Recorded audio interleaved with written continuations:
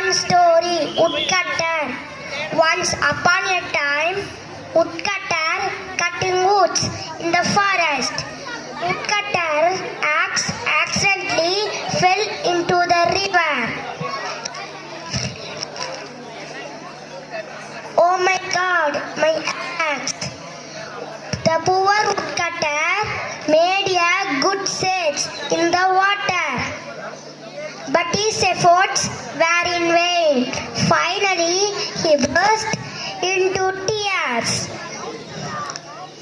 Hearing in sobs, an angel appeared before him. Angel asked him, "How can I help you?"